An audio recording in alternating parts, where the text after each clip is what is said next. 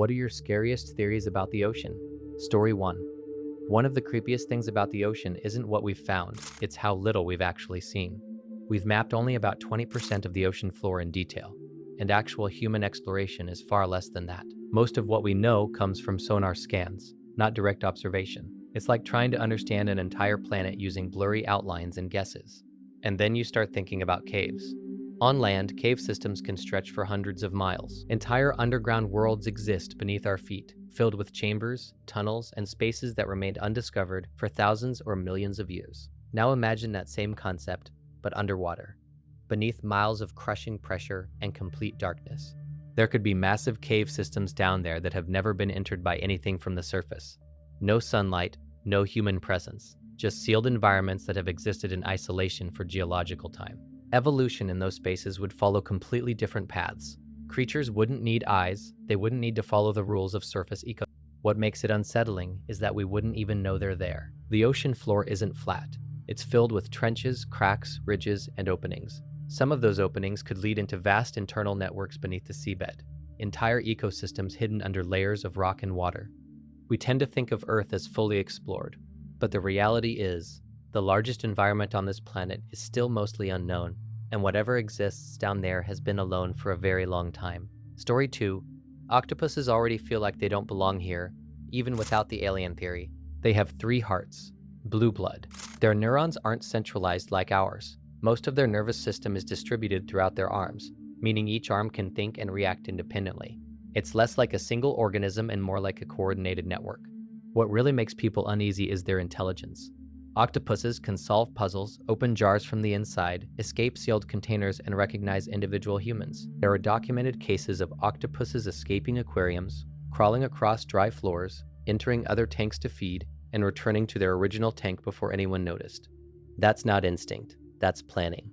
And their lifespan makes it even stranger. They're incredibly intelligent, but most species only live a few years. It's like something with advanced cognition that never fully develops long-term, almost like a temporary stage rather than a permanent one. Then there's how different they are biologically. Their DNA is unusually complex, and they can edit their own RNA, allowing them to rapidly adapt their nervous system in response to environmental changes. That's extremely rare among animals. It's a level of biological flexibility that feels out of place compared to most Earth life. It creates this weird, unsettling thought. What if they aren't just another branch of Earth's evolutionary tree? What if they're something else entirely? Not visitors, but something that arrived long ago, grew here, and stayed hidden in the only place humans can't fully reach. Story 3. Sometimes I think about how easy it would be for an intelligent species to avoid us if they wanted to. The ocean is enormous. It covers over 70% of the planet, and most of it is completely dark, under crushing pressure, and inaccessible to humans. We can't survive there without machines, and even our best submersibles can only explore small areas for limited amounts of time. Most of the deep ocean has never been directly observed. If something intelligent lived down there, it wouldn't be hard to stay hidden. We're loud, bright, and invasive when we enter their environment. Our submarines make noise. Our lights cut through the darkness. Anything capable of sensing vibration, pressure changes, or electrical signals would detect us long before we detected it. Avoidance wouldn't even be difficult, it would be instinctive. What makes it unsettling is how often deep-sea animals already demonstrate behaviors we barely understand. Creatures that disappear instantly into darkness. Species that have never been seen twice. Animals that live at depths where sunlight has never existed. Entire ecosystems built around chemical energy instead of light. We assume intelligence would look like us, but intelligence could evolve under completely different conditions. It wouldn't need fire, it wouldn't need tools in the same way. It wouldn't need to come to the surface, it could exist entirely in a world we physically can't enter, and we'd never know unless it wanted us to. Story 4. Every time scientists announce they've found the largest fish in the ocean, it always comes with this quiet implication that it's the largest fish we've found so far. Right now, that title belongs to the whale shark. They can grow over 40 feet long, weigh tens of thousands of pounds, and yet they're gentle filter feeders. Massive, slow-moving giants that we only started properly studying in the last century. But here's the unsettling part. The deep ocean is still mostly unexplored. Not metaphorically, literally. Vast regions exist where no human has ever gone and no camera has ever seen. Creatures that live at extreme depths don't need to surface. They don't need sunlight. They can exist entirely outside the range of our observation. We only find large marine animals when they surface, get caught, or are seen near human activity. Anything that stays deep enough could exist indefinitely without ever being detected. And there are clues that hint at how little we know. Scars found on sperm whales that don't match any known predator. Giant bite marks. Encounters that suggest interactions with something massive in the dark. We know giant squid exist because of indirect evidence long before we ever filmed one alive. For centuries, they were basically myths. So it makes you wonder, if something larger existed, something that never surfaced, never approached ships, never entered shallow water, how would we ever know? The ocean doesn't reveal everything living inside it. Only the things that come close enough to be seen. Story 5.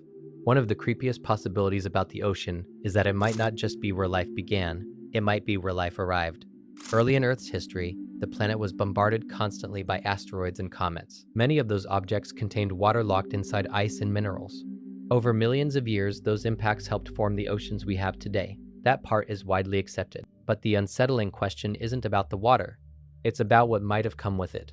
Some asteroids and comets contain complex organic molecules, the building blocks of life. Amino acids, carbon compounds, even structures that resemble precursors to biological systems. Scientists have found these materials inside meteorites that landed on Earth. That means the ingredients for life weren't unique to this planet. They already existed out in space. So it raises a disturbing possibility. What if life didn't originate here at all? What if bacteria, viruses, or primitive biological systems were already present inside those objects, protected from radiation and vacuum by layers of rock and ice? When they hit Earth, they wouldn't just deliver water, they'd deliver life itself. And the ocean would have been the perfect place for it to survive. Dark, stable, protected. A vast environment where primitive organisms could spread, evolve, and eventually become everything living today. It means the ocean wouldn't just be Earth's cradle of life, it would be the landing site, the place where something from outside this planet took hold and never left. Story 6. One of the scariest thoughts about the ocean is how much human history might be sitting at the bottom of it. Sea levels haven't always been what they are today. At the end of the last ice age, massive amounts of water were locked in glaciers. When those glaciers melted, sea levels rose by hundreds of feet. Entire coastlines disappeared. Land that people once lived on is now completely submerged. And most early human civilizations were built near water. Rivers, coastlines, and shorelines were essential for survival. Food, transportation, and trade all depended on proximity to water. That means when sea levels rose, those settlements didn't just relocate neatly, many were simply swallowed. We've already found some. Submerged ruins off the coast of India, structures beneath the Mediterranean, ancient roads and stone formations underwater that clearly weren't natural. And those are just the places we've happened to look. Most of the ocean floor hasn't been searched at all. What makes it unsettling is how much could be down there that we've never seen. Entire cities, settlements, evidence of cultures that disappeared without record. Human history we don't even know existed, preserved in cold, dark water where time moves differently. It changes your sense of the past. We tend to think of history as something fully documented and understood, but the ocean may be holding chapters that were completely erased from the surface world. Not destroyed, just buried, waiting in silence below. Story 7. Most people picture the ocean as two main zones: the surface, where ships and sunlight exist, and the seafloor, where everything eventually settles. But the reality is that the largest part of the ocean isn't either of those. It's the middle. The open water column, especially in the deep ocean, is a massive three-dimensional space that's incredibly difficult to study. There are no landmarks, no fixed reference points. Sonar works better when it can bounce off solid surfaces like the seabed. But in open water, there's nothing to reflect signals back clearly. It's like trying to map empty air that stretches for miles in every direction. And things live there. Not just small fish or plankton, but entire ecosystems of animals that spend their entire lives suspended in darkness, far from the surface and far above the ocean floor. Some of them migrate vertically every day, moving thousands of feet up and down without ever touching land or seabed. What makes it unsettling is how easily something could exist there without ever being seen. Anything that avoids the surface and never settles on the bottom could remain completely outside our observation. No nets would reach it, no cameras would stumble across it. It could move freely through a volume of space that's vastly larger than any environment humans regularly explore. We focus on edges because edges are easier to study. But the middle is where visibility disappears. And it's also where most of the ocean actually is. Story 8. What makes the mermaid idea unsettling isn't the version from movies. It's imagining what they'd actually be like if something humanoid evolved in the deep ocean. Down there, nothing looks the way you'd expect. Deep-sea creatures don't evolve for beauty. They evolve for survival in total darkness, extreme pressure, and isolation. Translucent skin, oversized eyes or no eyes at all, elongated limbs, flexible skeletons that can withstand crushing depths. If something even remotely humanoid evolved in that environment, it wouldn't look human. It would look adapted. And the ocean already has animals that use sound in disturbing ways. Whales communicate across thousands of miles. Certain fish produce low-frequency vibrations that travel enormous distances. Sound moves faster and farther underwater than it does in air. If a species evolved to manipulate sound intentionally, it could use it to confuse, disorient, or lure. Not magically. Biologically. What makes the idea creepier is how rarely we observe the deep ocean directly. Most human activity happens near the surface. Anything that lived deep enough, avoided light, and reacted quickly to disturbances would never be seen clearly. Our presence would just be another temporary intrusion into an environment it has occupied for millions of years. And the ocean doesn't belong to us. We visit it briefly, in machines that barely protect us from the pressure outside. Everything down there is better adapted than we are. If something intelligent existed in that environment, avoiding us wouldn't be difficult. We'd never know unless it allowed us to. Story 9. What makes the deep ocean so unsettling is how perfectly it fits the idea of something ancient staying hidden indefinitely.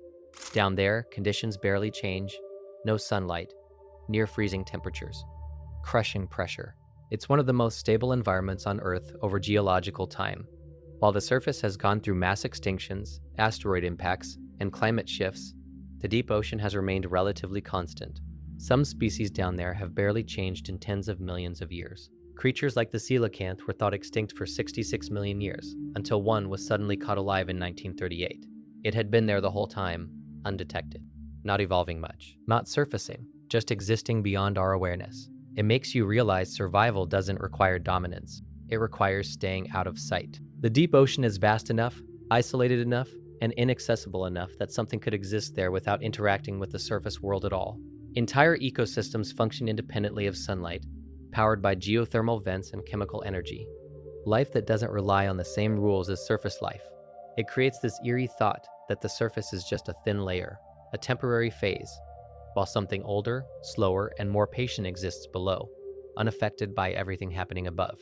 Not waiting, just enduring. Long after surface civilizations rise and fall, the deep ocean remains unchanged. Story 10. Sometimes it feels like the ocean isn't just water. It feels like something with a mood. Most of the time, it's calm enough to forget what it really is. Flat horizons. Gentle waves. Something people swim in, sail across, and build their lives around. But then there are moments when it changes instantly. Storms that appear faster than expected, waves that rise higher than they should, currents that pull with a force that doesn't feel random. The ocean doesn't care if you're experienced. Sailors with decades of knowledge still get caught off guard. Massive ships engineered by thousands of experts still disappear. Rogue waves have been recorded rising without warning, towering walls of water in otherwise normal seas. No buildup, no signal, just sudden force. And beneath the surface, it's never still. There are currents moving constantly, entire rivers of water flowing silently in darkness, temperature layers shifting, pressure gradients pulling in different directions. The surface might look calm while thousands of feet below, everything is in motion. It gives the ocean this strange presence, not alive in a literal sense, but not passive either. It reacts to forces we barely perceive. Wind patterns across continents, gravitational pull from the moon, heat stored over months or years. You can float on it, you can cross it. You're just there temporarily on something far older and far more powerful than you. Story 11. /letter. One of the creepiest ideas I've come across isn't that aliens came from space, but that they never had to. There's a corner of the UFO community that believes whatever people are seeing doesn't originate from distant stars, but from here, specifically from somewhere deep in the ocean. The theory goes that an intelligent species could have evolved millions of years ago, long before humans, and retreated into underwater environments where they could survive undetected. It sounds ridiculous at first, but then you remember how little of the ocean we've actually explored. The deep sea is one of the few places on Earth where an advanced species could theoretically remain hidden indefinitely. No satellites can see down there. No permanent human presence exists there. Just darkness, pressure, and endless space. Some UFO sightings even involve objects entering or exiting the water. Not crashing, not slowing down, just moving seamlessly between air and ocean as if both environments are equally natural to them. It raises the eerie possibility that the ocean isn't just empty space, but a boundary between worlds we don't fully understand. What makes the story unsettling isn't that there's proof. It's that the ocean is one of the last places where something could exist without being discovered.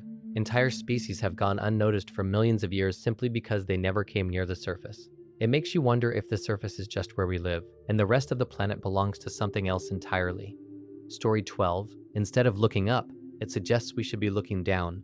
The idea is that the ocean isn't just an environment, it's a perfect hiding place. Water is incredibly effective at absorbing heat and electromagnetic signals. Thermal signatures dissipate quickly. Light disappears within a few hundred meters. Radio waves struggle to penetrate deeply. From above, the deep ocean is almost completely opaque. It's a natural cloaking layer. Anything operating beneath miles of water would be invisible to most of the tools we use to scan for activity. Satellites can map the surface, but they can't see what's happening in the trenches. Even submarines operate blindly compared to aircraft. The deeper you go, the less observable everything becomes. There have been reports over the years of unidentified objects entering the ocean without slowing down. Not crashing, not floating, just transitioning directly from air into water and disappearing. If something were adapted to operate in both environments, the ocean would be the perfect place to remain undetected. What makes the theory unsettling isn't that there's evidence proving it. It's that the ocean provides ideal conditions for concealment. It's vast, dark, and largely unexplored. If something wanted to remain hidden on this planet, there's no better place it could choose. Story 13. What makes that idea unsettling isn't the existence of a literal kraken. It's how often humans accidentally release things they didn't even know were there. The ocean floor is under immense pressure, and much of it hasn't been disturbed for millions of years. Oil drilling pushes deeper and deeper into layers that have been sealed off since before humans existed. We drill through rock, through sediment, into environments that evolved in total isolation. And sometimes we find things we didn't expect. There are already documented cases of deep-sea organisms appearing during drilling operations. Bacteria that survive in extreme heat and pressure. Microbial life that feeds on chemicals instead of sunlight. Entire ecosystems around hydrothermal vents that no one knew existed until recently. The ocean isn't empty down there, it's just inaccessible. The deeper we go, the less we understand the environments we're entering. Creatures that live at those depths evolved without ever encountering surface predators. Without ships, without noise, without light. We are the disturbance. It creates this strange thought, not that we'd release some giant mythical creature, but that we're intruding into ancient, isolated systems that have existed undisturbed for geological time. Systems that developed entirely outside human awareness. We assume we're exploring empty territory, but exploration doesn't mean absence. It just means we're arriving late. Story 14. What's funny is that space actually turned out to be easier to explore than parts of our own ocean. The deepest part of the ocean, the Mariana Trench, is about 36,000 feet down. That might not sound like much compared to space, but the pressure there is absolutely brutal. Over 1,000 times the atmospheric pressure at the surface. Every square inch of a submersible has literal tons of force pushing in on it constantly. One small structural failure and it's instant implosion. Space is dangerous too, but it's a different kind of danger. In space, you're mostly dealing with vacuum and radiation. There's no crushing force trying to collapse your vehicle. Once you build something strong enough to hold internal pressure, it doesn't have to resist external compression the same way deep-sea vehicles do. In some ways, it's more predictable. And then there's visibility. In space, you can see everything. Telescopes can observe objects millions of miles away. Light travels freely, signals travel freely. But in the deep ocean, visibility drops to zero incredibly fast. Sonar helps, but it's more like echolocation than vision. You're navigating blind in a dense, crushing environment. It's also why NASA exists and ocean exploration is handled mostly by other agencies like NOAA. NASA focuses on space because its mission is exploration beyond Earth. But the irony is that parts of Earth remain far less explored than the moon. We've had more people walk on the moon than visit the deepest parts of our own ocean, which makes you wonder what's still down there, untouched. Story 15. One of the scariest things about the ocean isn't some giant creature. It's something so small you can't even see it. Microplastics are everywhere now. Tiny fragments of plastic that break down from larger waste over time. They don't disappear. They just get smaller and smaller until they become microscopic particles floating through the water column. Every wave, every current, every storm spreads them further. And they've reached places we never thought possible. Scientists have found microplastics at the bottom of the deepest trenches on Earth. Inside deep-sea creatures that have never seen sunlight. Embedded in marine snow, the constant rain of organic material that falls from the surface to the abyss.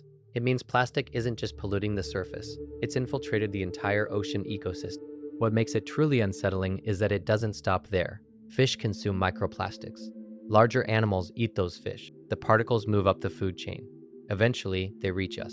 Microplastics have been found in human blood, lungs, and even brain tissue. Not in huge pieces, but in quantities that were unthinkable just decades ago.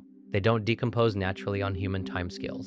They persist, circulate, accumulate, It means the ocean isn't just hiding unknown life, it's slowly filling with something we created, something that spreads silently and doesn't go away. A permanent layer of human presence, even in the deepest, darkest places on Earth. Story 16, what makes great white sharks so unsettling isn't just their size, it's how easily they can disappear. The largest confirmed great whites are around 20 to 22 feet long, which is already massive. But the ocean is huge, and most great whites we study are the ones that come close enough to the surface to be seen, tagged, or photographed. That's a tiny fraction of their environment. Most of their lives are spent in open water, far from coastlines and human observation. And they go deep, really deep. Tagged great whites have been recorded diving thousands of feet below the surface, into cold, dark zones where visibility drops to nothing. They can move between the surface and deep water silently, without leaving any trace. Down there, they're not hunting seals or surface prey. They're operating in an entirely different ecosystem. What's eerie is how little we actually know about their full life cycle. We don't often find dead great whites from old age. We don't have a clear upper limit for how large they could theoretically grow under ideal conditions. The largest individuals we've documented are simply the largest ones that came close enough to us to be measured. It creates this strange possibility, not that there are endless giants everywhere, but that the ocean allows animals to exist far outside our normal field of view. Creatures that grow, adapt, and live entire lives in parts of the ocean we rarely reach. We only see the ones that come close, not the ones that stay below. Story 17. The Pacific Ocean is so big that it stops feeling like a place and starts feeling like its own world. It covers more than 63 million square miles. That's larger than all of Earth's land combined. Every continent could fit inside the Pacific and there would still be room left over. When you look at a globe, most maps shrink or split it to make everything else fit, which hides how massive it really is. And most of it is empty. Not empty of water, but empty of human presence. There are regions so remote that ships almost never pass through them. Places like Point Nemo, the oceanic pole of inaccessibility, are farther from land than astronauts aboard the International Space Station are from Earth. If you were there, the closest humans wouldn't be on the planet's surface. They'd be in orbit above you. What makes it unsettling is how much space that leaves for the unknown. The Pacific contains the deepest trenches, the largest underwater mountain ranges, and vast open regions where nothing ever breaks the surface. Entire ecosystems exist there without ever intersecting with human activity. We tend to think of Earth as explored and understood, but more than half of the planet is dominated by a single body of water that we've barely touched. Most of its depths have never been seen directly. Most of its interior has never been visited. It isn't just an ocean. It's the largest unexplored environment on Earth. Story 18. One of the scariest theories about the ocean isn't about monsters. It's about silence. Right now, billions of people rely on the ocean as their primary source of protein. Entire countries depend on fish not just as a food source, but as the backbone of their economy and survival. For coastal populations especially, the ocean isn't optional, it's essential. But fish stocks aren't unlimited. Industrial fishing operates on a scale that's hard to comprehend. Massive trawlers sweep through entire regions, removing huge quantities of marine life in a single pass. Some methods don't just catch target species, they disrupt entire ecosystems. When key species decline, the balance that keeps everything stable begins to break down. What makes it unsettling is how sudden collapse can be.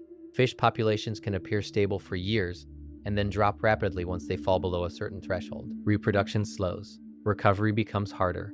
Entire fisheries have collapsed before, leaving regions that were once full of life nearly empty. And the ocean doesn't replenish on human timelines. It can take decades or longer for ecosystems to recover, if they recover at all. The fear isn't just running out of fish, it's reaching a tipping point where the system itself can't stabilize anymore. It wouldn't look dramatic at first, just fewer catches, higher prices, less availability. Until eventually, something that once felt infinite becomes scarce, and the silence spreads. Story 19. The idea that the megalodon might still exist is terrifying, mostly because of how easily something that large could remain hidden if it stayed deep enough. Megalodon was one of the largest predators to ever live, estimated to reach over 50 feet long. Its teeth alone were the size of a human hand. It hunted whales, and its bite force was stronger than any known animal in history. Officially, it went extinct around 3.6 million years ago, likely due to climate changes and shifts in prey populations. But the ocean hasn't preserved every answer cleanly. Most of what we know about Megalodon comes from fossilized teeth, because cartilage doesn't fossilize well. That means there's no complete skeleton, no definitive final record of its disappearance. Just a point in the fossil record where its teeth stop appearing.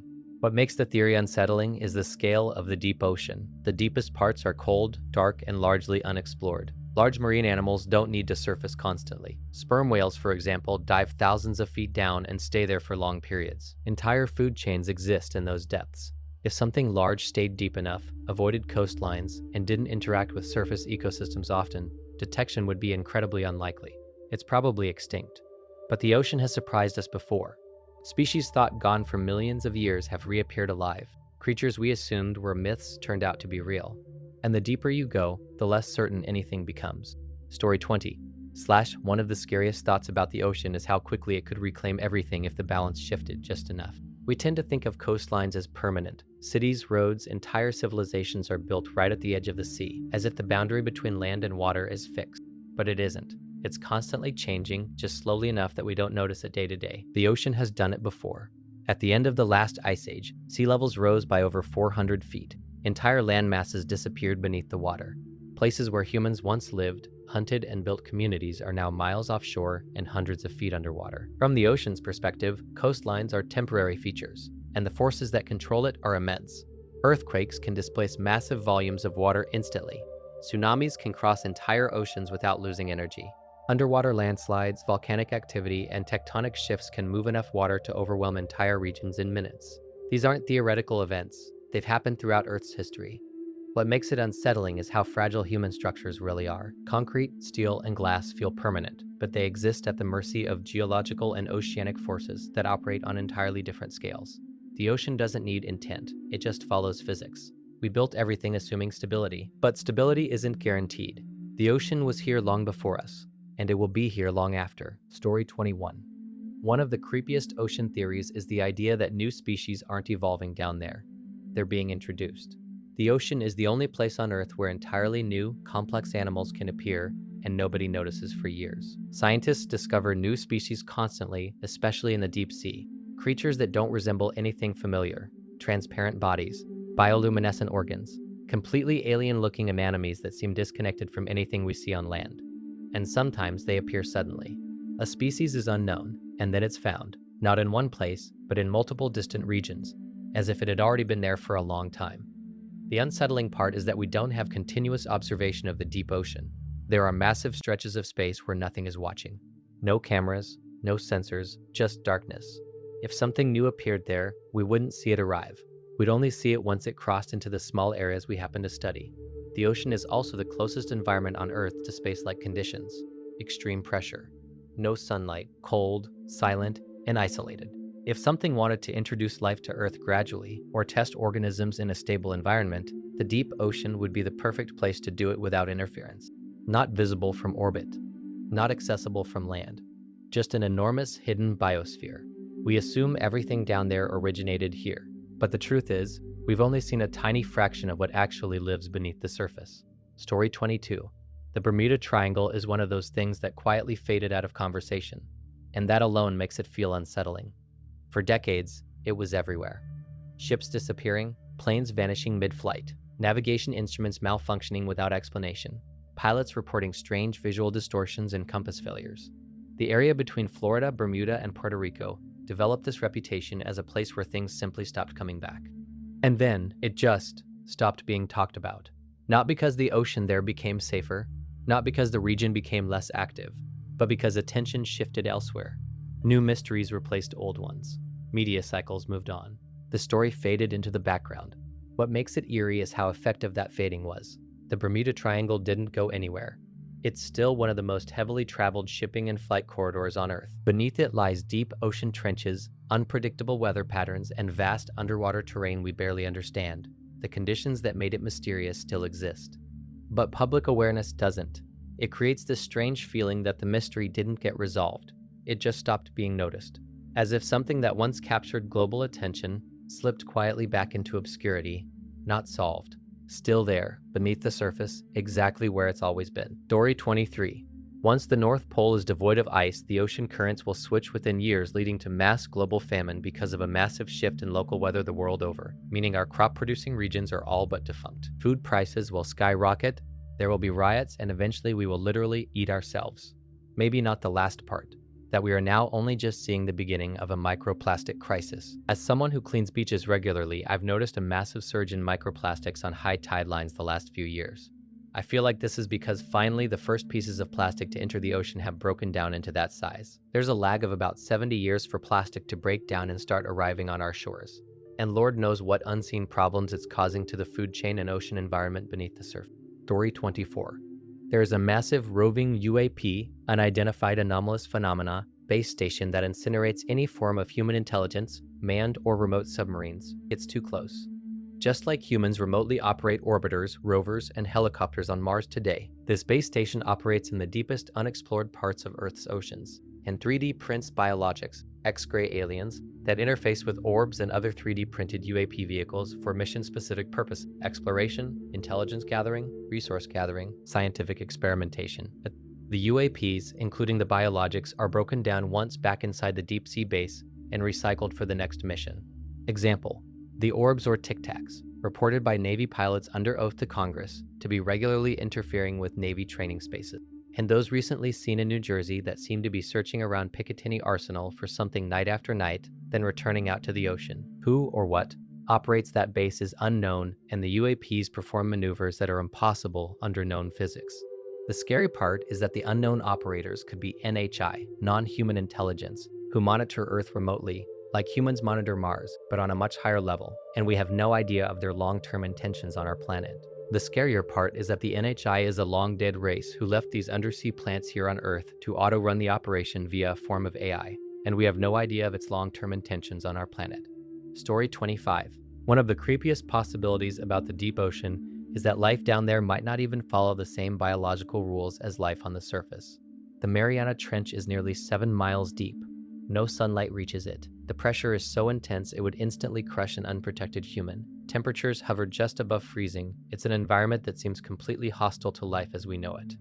And yet, life exists there. Not just fish or crustaceans, but entire ecosystems built around hydrothermal vents that release sulfur-rich chemicals from deep inside the Earth. These ecosystems don't rely on sunlight. They rely on chemical energy. Bacteria down there use sulfur compounds as their primary energy source, converting chemicals directly into biological fuel through a process called chemosynthesis. That alone changes how you think about life. On the surface, everything depends on sunlight. Plants capture solar energy, and everything else depends on that chain. But in the trench, life exists completely independently of the sun. It runs on the Earth's internal chemistry instead. What makes it unsettling is what that implies. Life doesn't need familiar conditions to exist. It adapts to whatever environment is available. And the deeper you go, the less familiar those environments become. It raises the possibility that life down there could evolve in ways we barely recognize. Not alien in origin, but alien in form, shaped entirely by darkness, pressure, and chemical energy far beyond human reach. Story 26. One of the strangest ocean theories is the idea that intelligence didn't begin on land at all. We tend to assume that human civilization is the first advanced technological society on Earth, but the planet is over 4.5 billion years old.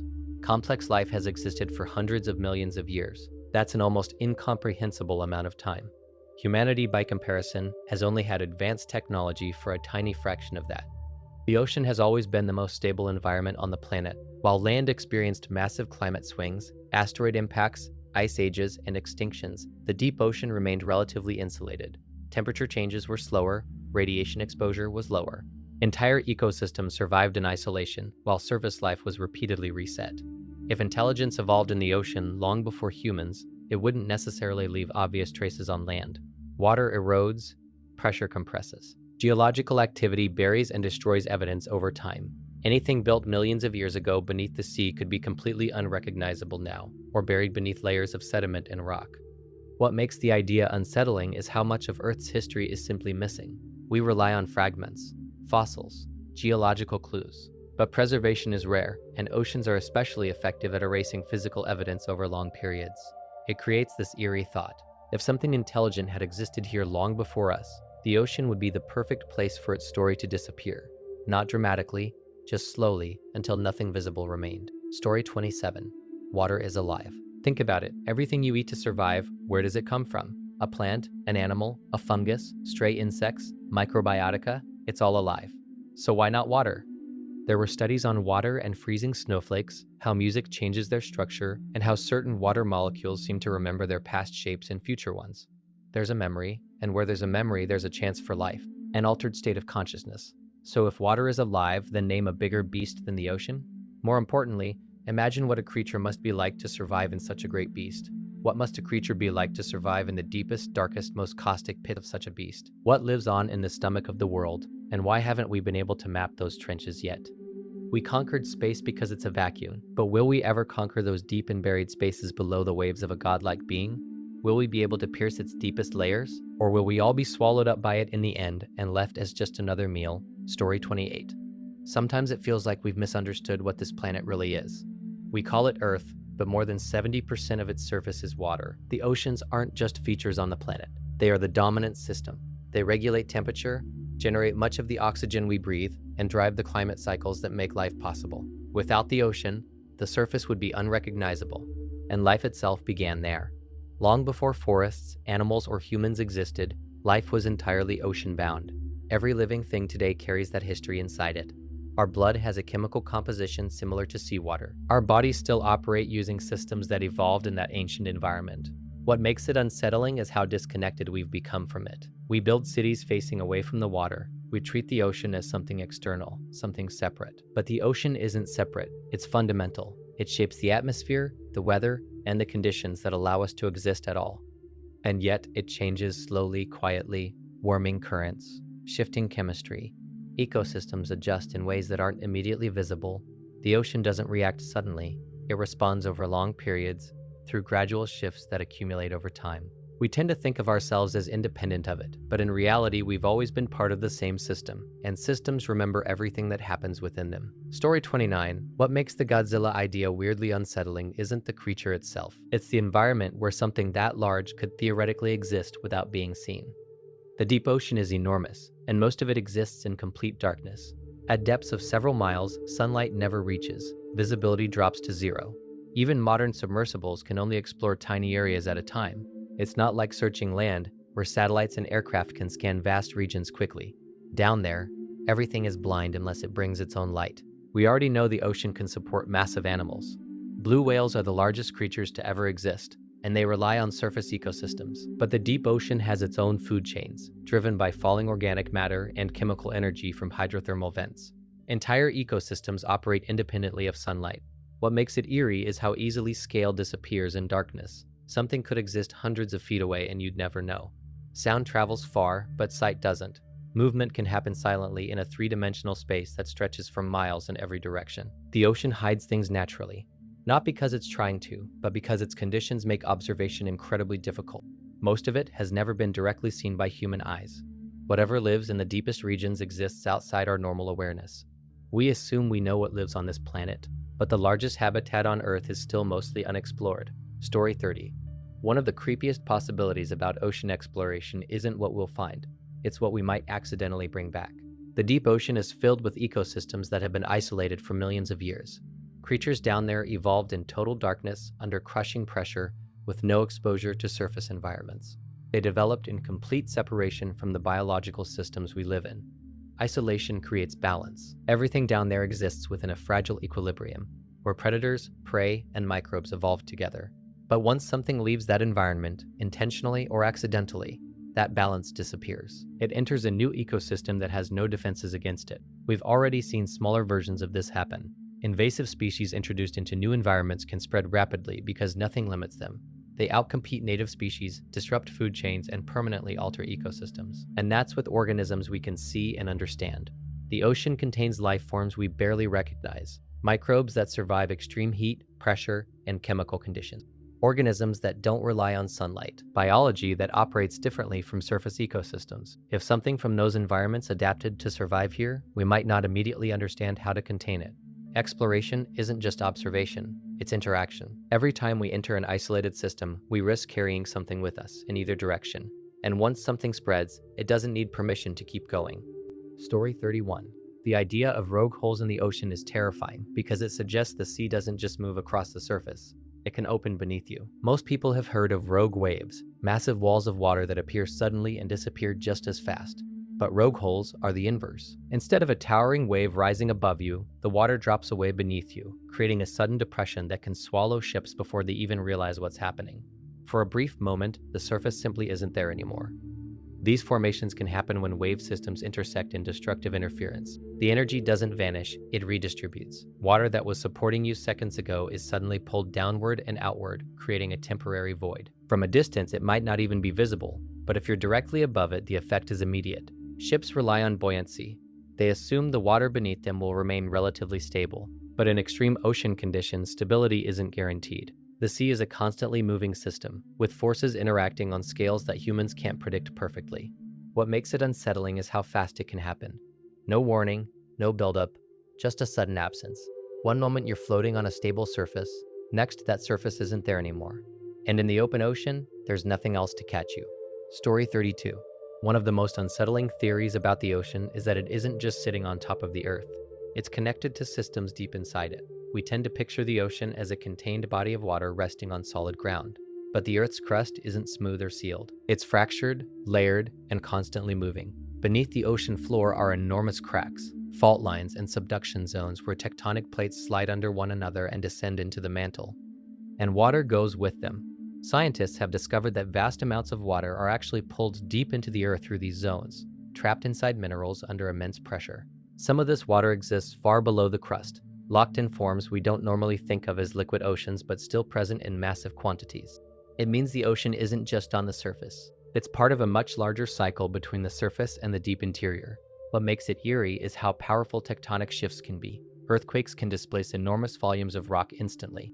Underwater volcanic eruptions can reshape the seafloor in minutes. Entire sections of crust can rise or fall. These forces have already caused sudden flooding events, tsunamis, and dramatic changes in sea level throughout Earth's history. The surface feels stable because changes usually happen slowly, but stability is relative. The boundary between ocean and Earth isn't fixed.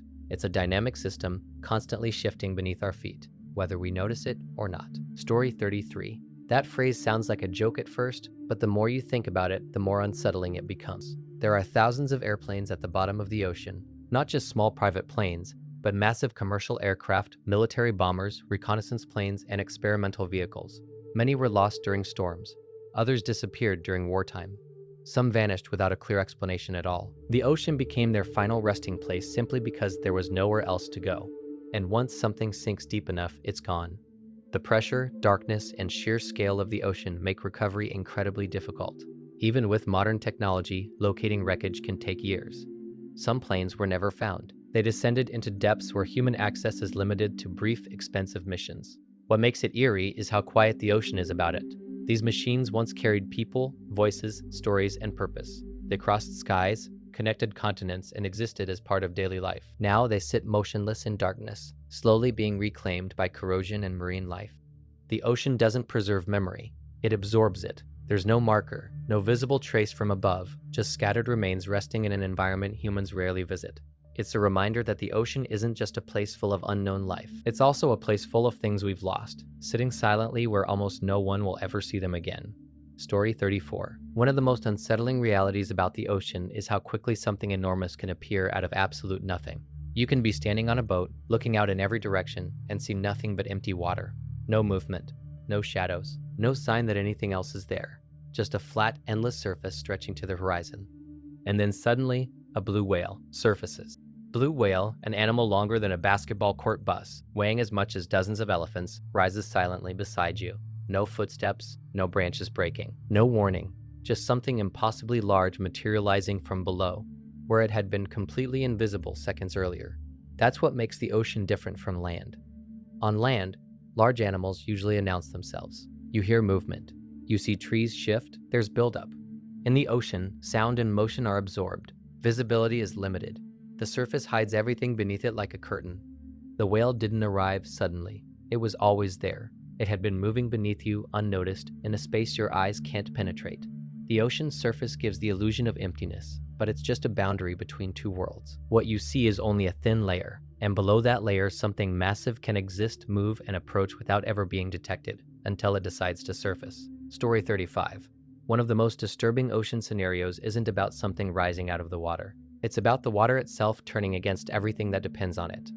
The ocean looks permanent, stable, and immune to sudden change, but it's actually a delicate biological system. Trillions of microscopic organisms live in it, especially phytoplankton, which form the base of the entire marine food chain. These organisms regulate oxygen, absorb carbon dioxide, and support everything from tiny fish to the largest whales. But under certain conditions, microbial life can explode out of balance. Algal blooms are already happening today. Entire stretches of ocean can turn thick, green, and oxygen-starved.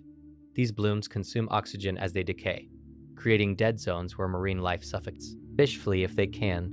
If they can't, they die. Entire ecosystems can collapse locally. What makes it unsettling is how dependent the planet is on ocean stability. The ocean produces a significant portion of the oxygen we breathe and regulates global temperature by absorbing heat and carbon dioxide. It acts as a buffer that keeps the planet habitable. If that balance shifted dramatically, the consequences wouldn't stay confined to the water. The ocean isn't just scenery, it's infrastructure.